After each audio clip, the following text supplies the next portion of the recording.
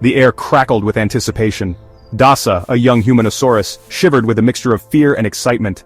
It was his first egg hunt, a rite of passage for young hunters. His heart thumped like a drum against his ribs. He stood with his older brothers, Posa and Taja, their scales gleaming under the morning sun.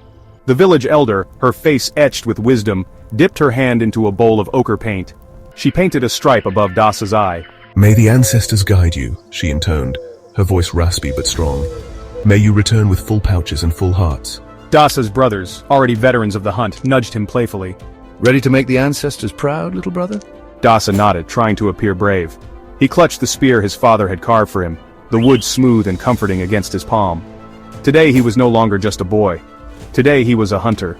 Today I am a hunter. With a surge of adrenaline, Dasa and his brothers joined the other hunters. They set off into the emerald depths of the forest, the morning mist swirling around their ankles like ghostly smoke. The fate of the village, their survival through the harsh, dry season, rested on their shoulders. The forest welcomed them with its warm embrace. Sunlight dripped through the dense canopy, dappling the forest floor in a mosaic of light and shadow. The air hummed with the drone of insects and the chirps of unseen birds. It's so alive here. Dasa, his senses on high alert, followed his brothers deeper into the woods. Posa, tall and strong, led the way, his eyes scanning their surroundings. Taja, nimble and quick-witted, brought up the rear, his hand never straying far from the bone knife strapped to his thigh. "Keep your eyes open, Dasa." Dasa walked between them, trying to absorb their confidence, their experience. They moved through the undergrowth with practiced ease, their footsteps silent on the soft earth.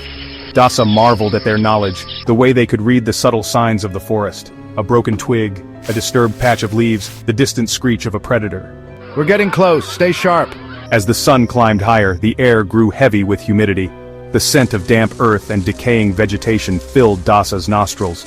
He knew they were getting close to the nesting grounds, a place whispered about in hushed tones, a place of both bounty and danger. I can feel it. We're almost there. The earth trembled beneath their feet. A low growl, guttural and menacing, echoed through the trees. Dasa's blood ran cold. Raptors. He had heard tales of their cunning, their razor-sharp claws, their insatiable hunger. "Stay close." Posa reacted instantly, pushing Dasa and Taja behind him. They crouched low, their bodies tense, their spears held at the ready. Two pairs of glowing eyes pierced the undergrowth. Then, with terrifying speed, the raptors attacked. They were a blur of teeth and claws, their scales shimmering like oil slicks in the dappled sunlight. Posa roared, a primal sound that shook the trees. He thrust his spear, catching one raptor in the flank. The creature screeched in pain but continued its relentless assault. "Over here."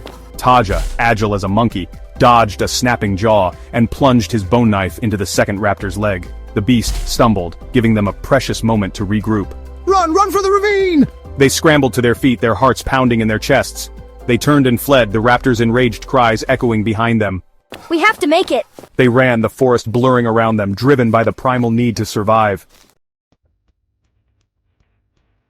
They ran through the forest, their lungs burning, their legs screaming for rest. Dasa, his small legs struggling to keep up, stumbled over a gnarled root. He fell with a cry, the breath knocked out of him. Go on without me. He gasped, struggling to rise, but his brothers wouldn't leave him. Posa scooped him up in his powerful arms. "Hold on, little brother." He shouted, his voice strained.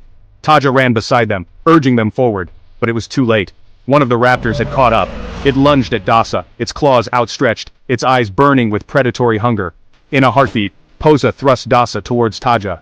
"Take him!" He roared, and then, with a strength born of desperation, he turned and faced the raptor. There was a sickening crunch, a spray of blood, and then Posa's scream, a sound that ripped through Dasa's soul. He watched in horror as the raptor dragged Posa's limp body into the undergrowth. Posa! Dasa screamed, his voice raw with grief and terror, but Taja was already pulling him away, his face pale but determined. "We have to go, Dasa, we have to survive for him."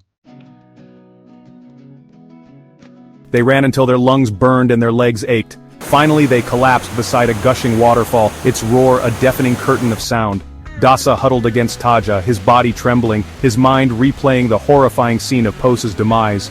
Taja, his arm around Dasa's shoulders, stared into the cascading water, his face etched with grief. "Posa died saving you, Dasa. We can't let his sacrifice be in vain." Dasa nodded, tears streaming down his face. He knew what they had to do. They had to find the nesting grounds, collect the eggs, and return to the village. It was the only way to honor their brother's memory.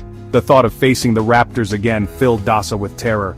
but he knew he had no choice. He had to be brave for Posa, for Taja, for their family, for their village. As the sun began its descent, casting long shadows across the forest floor, Taja announced, We need to keep moving. The nesting grounds are close. He helped Dasa to his feet, his grip on Dasa's arm a silent promise of protection. Dasa, his heart heavy with grief, but his resolve hardening, followed his brother deeper into the heart of the unknown.